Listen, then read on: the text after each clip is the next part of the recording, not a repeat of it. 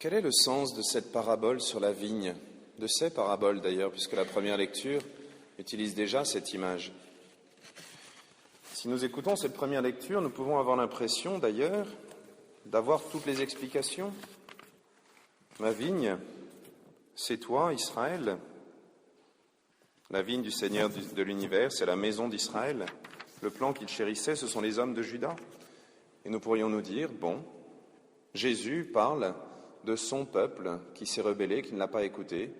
Et lorsqu'il dit qu'il va donner la vigne à un autre peuple qui va lui faire produire son fruit, il parle bien sûr de l'Église catholique, le seul, le vrai, le nouveau peuple de Dieu, la race choisie, le sacerdoce royal, point à la ligne. Ça vous semble pas un peu raciste comme manière de voir? Ça a été utilisé dans ce sens-là par des chrétiens qui lisent la Bible d'abord en fonction de leur cœur et pas en fonction du cœur de Dieu.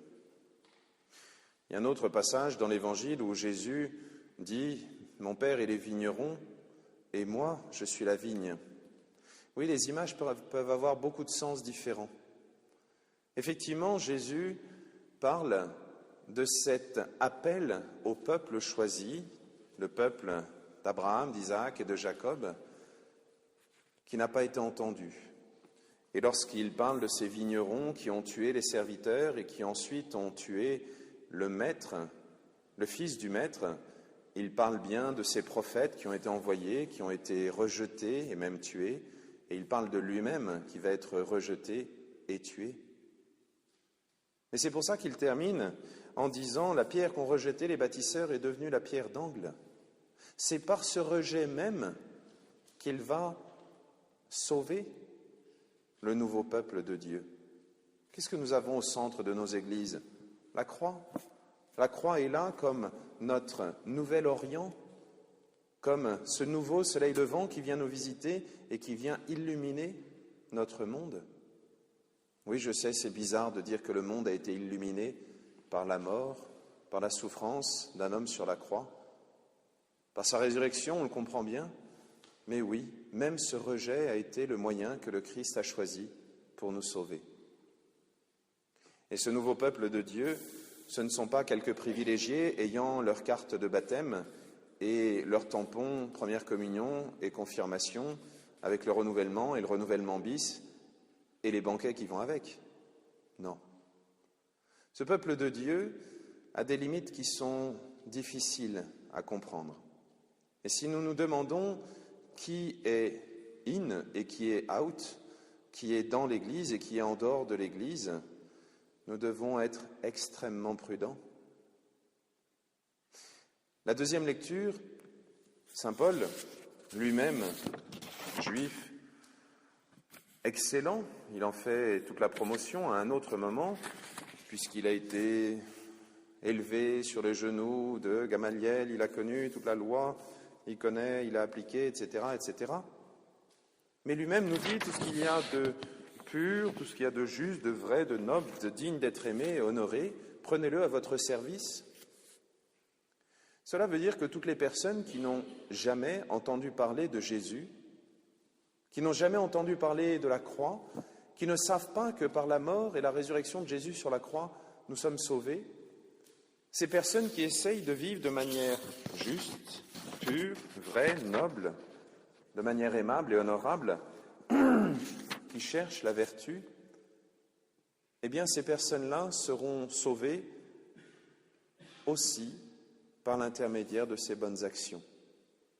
Mais ce qui les sauvera, ce sera toujours la croix du Christ, et je l'espère, nos prières.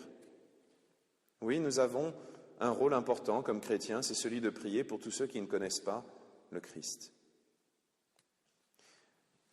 Après, il y a une autre catégorie dont on est sûr qu'ils seront sauvés, ceux qui meurent dans l'état de grâce, c'est-à-dire munis des sacrements et qui n'ont pas choisi de s'opposer à Dieu dans un péché mortel, invétéré.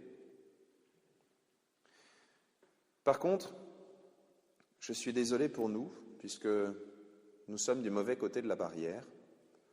Ceux pour qui c'est le moins sûr, c'est nous. Nous qui nous disons chrétiens, nous qui nous disons pratiquants, nous qui avons pris l'engagement le jour de notre baptême, où il a été pris pour nous, mais nous l'avons pris à notre compte, nous qui avons pris l'engagement de vivre en chrétien.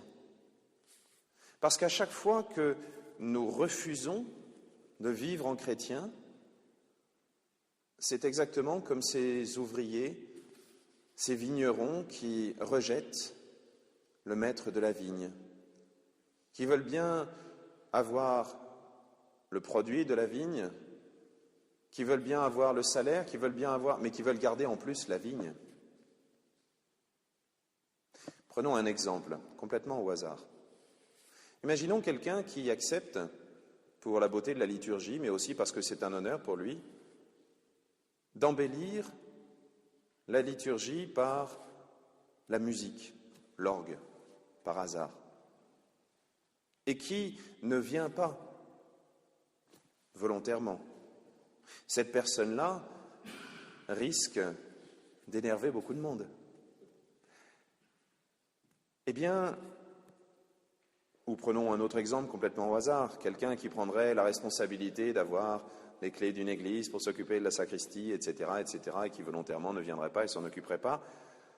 Il faudrait mieux que votre oui soit oui. Si vous dites oui, je suis chrétien, je m'engage, eh bien on le fait. Que votre non soit non. Si nous n'avons pas envie de vivre en chrétien, ne faisons pas semblant d'être chrétiens. Oui, ça peut paraître exigeant, et pourtant c'est simplement de la justice. Le bon Dieu nous demande de le choisir et de le choisir totalement. Je sais, vous êtes en train de vous dire, il aurait mieux fallu pour moi que je naisse dans un pays où on n'a jamais entendu parler de Jésus, j'aurais été plus tranquille, il y aurait peut-être eu des chrétiens qui prient pour moi. C'est vrai d'une certaine manière. Mais d'un autre côté, nous savons même que ces imperfections, ces faiblesses, ces refus même dont nous sommes capables, sont l'occasion pour le Christ de montrer à quel point il nous aime au-dessus de tout ce qu'on est capable de faire comme bêtise. C'est la grandeur du pardon, la grandeur de la confession, la grandeur de cet amour donné par-dessus, pardonné. Oui, si Dieu est exigeant envers nous en nous demandant d'être justes, c'est parce qu'il est capable de nous donner et de nous redonner encore cette justice, pourvu qu'on aille lui demander. Alors que Dieu nous aide dans cette Eucharistie à tenir nos engagements, à vivre de manière cohérente avec notre foi, et la première manière d'être cohérent, c'est en acceptant d'être pardonné, puisque Dieu est toujours prêt à nous pardonner. Amen.